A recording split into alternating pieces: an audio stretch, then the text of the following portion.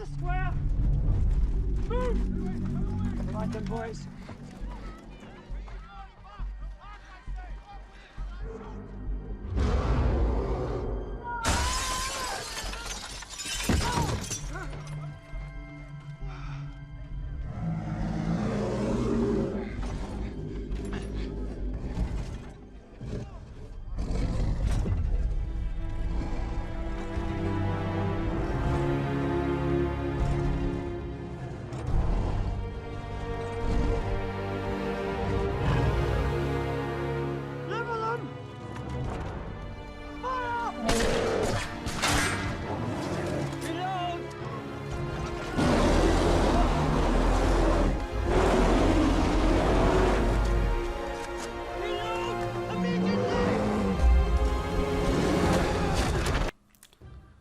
Salut à tous, c'est Matt et aujourd'hui on va jaser d'une série télé récemment sortie par HBO.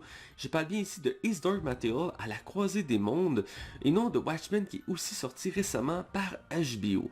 Je ferai une autre vidéo prochainement à ce sujet. Revenons à nos moutons, voulez-vous. Quand j'ai mentionné le titre de la série que j'avais envie de vous jaser, le nom vous a peut-être titillé les oreilles et vous rappelé de vieux souvenirs. Ne vous inquiétez pas, c'est normal car avant d'avoir droit à son adaptation en série télé, His Dark Materials à la croisée des mondes a eu son film. Et oui, réalisé par Chris Weitz qui nous avait donné entre autres le premier American Pie et sorti en 2007 sur grand écran. Il existe un monde où les sorcières gouvernent les ciels du Grand Nord, où les ours sont les plus vaillants des guerriers, et où chaque humain est uni à un animal esprit aussi essentiel que son propre cœur. Allons-nous voir l'enfant ? Oui, je le crois. Ce monde est dominé par le Magisterium, qui cherche à contrôler l'humanité tout entière, et qui se retrouve menacé par une boussole d'or, et l'enfant, destiné à la posséder. Pour ma part, il m'avait pas mal marqué étant plus jeune, à tel point que je m'étais procuré le premier livre, que j'avais aimé aussi. Certes, le film n'est clairement pas parfait, particulièrement dans sa réalisation et son montage qui est assez saccadé. Par contre, l'aspect visuel est d'une rare beauté. Alors pourquoi le film n'a jamais eu de suite? Car le film s'est planté au box-office entre autres et a subi de virulentes critiques de divers groupes religieux qui pointaient du doigt la critique de l'église dans le film. Par chance pour nous, la série télé vient de pointer son nez sur nos petits écrans. Alors, qu'est-ce que ça vaut? I set out for the north some 12 months ago, and this is the first of the discoveries I made. A myriad of worlds, of which the Magisterium controls only one. For centuries, they have been trying to keep us where they want us, on our knees. You promised the Magisterium you'd control Asriel. Then we'll need to take the matter into our own hands. Lyra, there's a great change coming that will threaten us all. I'm going to give you something. What does it do? It has a part to play in all this. And a major one. Tell me where the alethiometer is, or I will destroy all of this. La saison de la série reprend dans son entièreté le premier bouquin de la trilogie à la croisée des mondes. On y suit une orpheline dans un monde fantastique proche du nôtre, se situant au Royaume-Uni, où tous les humains sont liés à un démon sous forme animale. Cette orpheline va embarquer dans une aventure épique et périlleuse où le monde tel qu'elle le connaît va être chamboulé à jamais. Elle sera aidée par plusieurs alliés et d'une boussole dorée assez particulière. What else do we need to fight them? Has anyone seen a bear? It's a good bear. You won't have any trouble.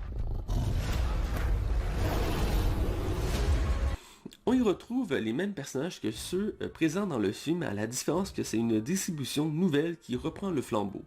En tête d'affiche, on a Daphne Keane, connue principalement pour son rôle de Laura Kinney, alias X-23, dans le film Logan.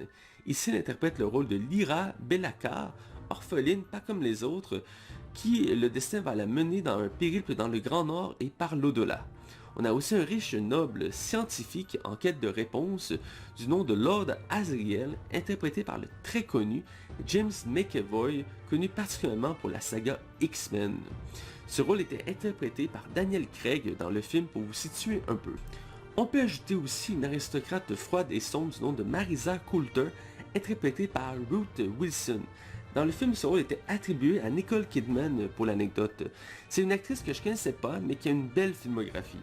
On peut mentionner aussi Lord Carlo Boreal, aristocrate sombre et manipulateur, qui semble être au-dessus de tous et ici interprété par Ariane Bakar, qui n'est pas vraiment connu en dehors du Royaume-Uni, mais qui m'a laissé une bonne impression durant cette première saison. This is war. I think this can help. She can read the lithiometer. She will be more valuable to us than any soldier we have. We'll get our children back. You may have a heart, but the Magisterium have a muscle. What else do we need to fight them? Has anyone seen a bear? It's a good bear. You won't have any trouble.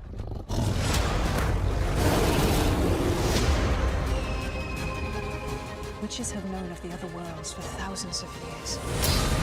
Asriel is bringing a great war. Then I hope I'm strong enough. What Asriel needs to die.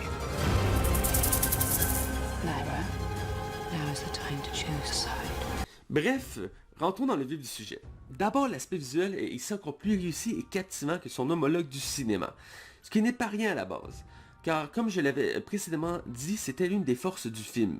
Autant les décors de l'Orphelinat que du Royaume-Uni, les animaux faits en CGI et surtout les ours polaires ou encore des paysages fous du nord arctique, c'est parfaitement réussi.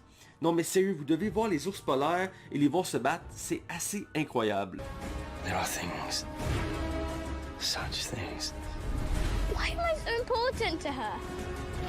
Once the world sees the possibilities, no more oppression, Please don't hurt me. no more abuse, no more darkness.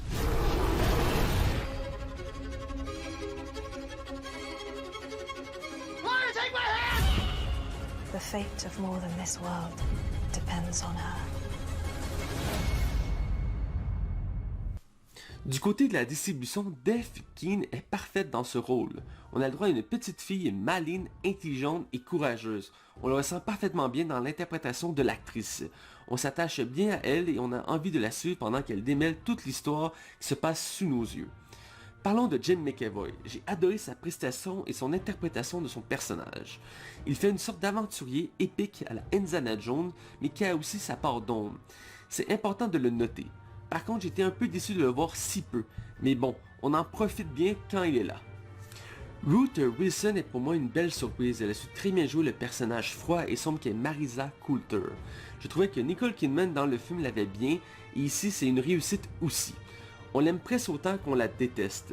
La série dans l'ensemble c'est une succession d'intrigues et de retournements de situation qui nous garde en haleine du début à la fin. Bref, c'est une série qui fait plaisir à regarder et qui nous captive à tel point que je suis impatient de voir la saison 2, qui devrait sortir en début de l'année prochaine. D'ici là, il va falloir garder son mal en patience. J'espère que ce nouveau format vous a plu. Et si oui, n'hésitez pas à partager et à vous abonner à ma chaîne ainsi qu'à ma page Facebook. Moi je vous dis à la prochaine. Ciao bye!